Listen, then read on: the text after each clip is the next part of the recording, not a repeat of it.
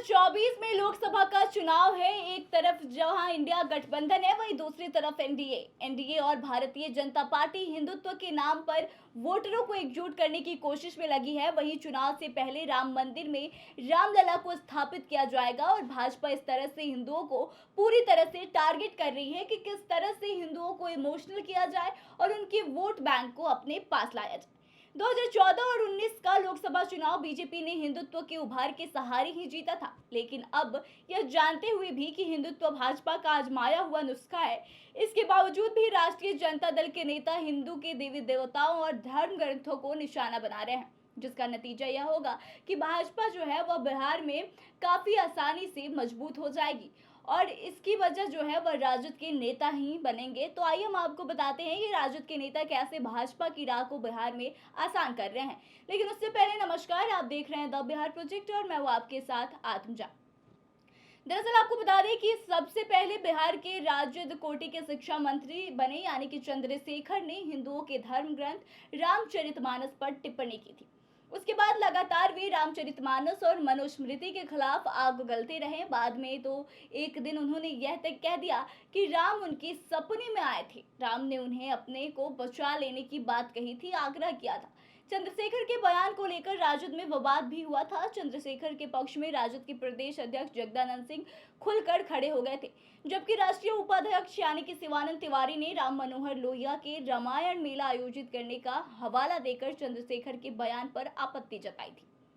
बता दें कि राजद के प्रदेश अध्यक्ष जगदानंद सिंह ने तो अयोध्या में बने राम मंदिर के बारे में नफरती टिप्पणी भी दी थी। उन्होंने कहा था कि राम मंदिर का निर्माण नफरत की जमीन पर हो रही है। उन्होंने कहा था कि कणकण में रहने वाले राम अब पत्थरों की चारदीवारी में चले गए हैं, जहां नफरत की जमीन पर राम मंदिर का निर्माण हो रहा है।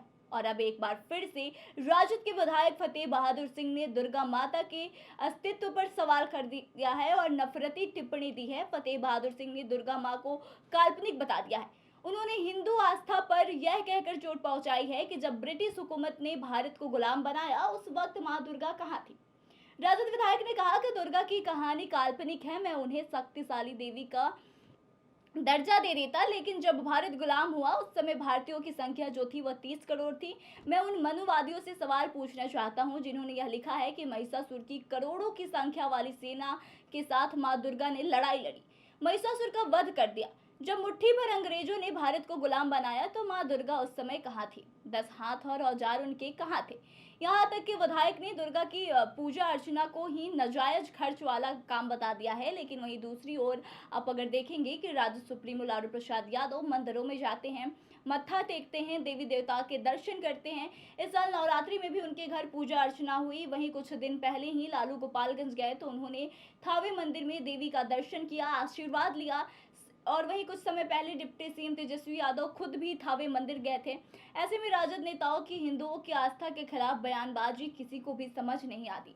राजद के नेता भी अच्छी तरह से इस बात को जानते हैं कि हिंदुत्व का राग अलाप कर बीजेपी कहां से कहां तक पहुंच गई है, लेकिन इसके बावजूद भी बार बार राजद नेताओं की तरफ से हिंदुत्व के आस्था को, हिंदुओं को ठेस पहुंचाने की कोशिश की जा रही है, जिससे यह बात तो साफ है कि आने वाले लोकसभा या फिर विधानसभा चुनाव में राजद के जो नेता हैं वही अपने इस बयान के तहत, बयान के वजह से भाजपा को जीत दिलाएंगे और भाजपा की राह जो है वो बिहार में आसान कर देंगे। तो आपको क्या लगता है, इस पर अपने विचारों को बताएं और वीडियो अगर अच्छी लगी हो तो शेयर करें और आगे की तमाम जानकारियों के लिए देखते रहें द बिहार प्रोजेक्ट।